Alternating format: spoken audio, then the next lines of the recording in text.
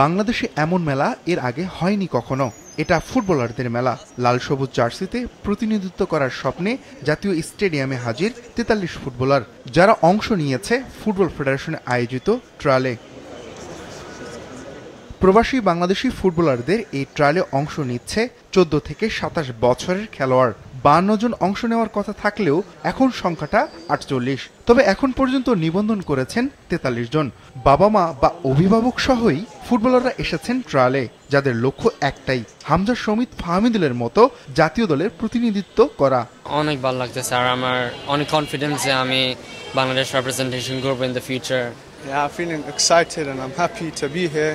I want to represent my nation and make it grow and become a big thing.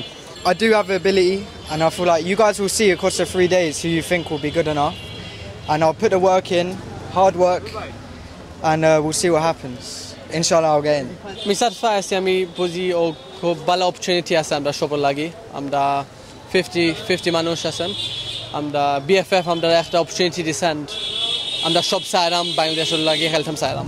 Inshallah, everyone has a good chance. You know, we've all dedicated a lot of time out of our normal lives to come here, spend a lot of money to come to Bangladesh. We all think we've got a good chance. I think I've got a good chance if I play my game. So inshallah, I've got a good chance here. I'm very excited. I am trialing. Hopefully I get into the first team under 23s, wherever it is. I'll always be appreciative of it. I love the people, I love the community.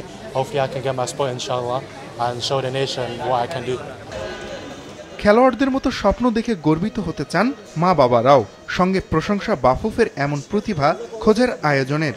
ও হয়তো ভবিষ্যতে বাংলাদেশের Messi হয়ে বাংলাদেশের football জয় করবে ইনশাআল্লাহ। ট্রায়ালে এসে ভালো লাগলো যে ওদের জন্য আমাদের দেশে এই ধরনের একটা আয়োজন করছে। এটা আমরা আসলে গার্ডিয়ান হিসেবে যথেষ্ট সন্তুষ্ট প্রকাশ করছি প্রথমে।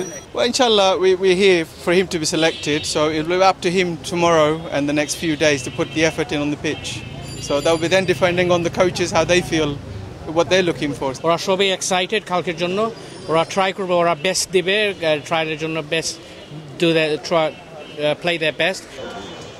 জাতীয় দলের কোচ হাবিয়ার ক্যাব্রেরা এই ট্রায়ালের পর্যবেক্ষক, আর খেলোয়াড় বাছাইয়ের দায়িত্বে আছেন টেকনিক্যাল ডিরেক্টর সাইফুল বারী টিটু সহ দেশি বেশ কয়েকজন অভিজ্ঞ কোচ। প্রত্যেকজনকে একটা নাম্বার অ্যাসাইন করা হয়েছে, কারণ ইভ্যালুয়েশন যারা করবে তারা তো নাম্বার বলা শিট পাবেন।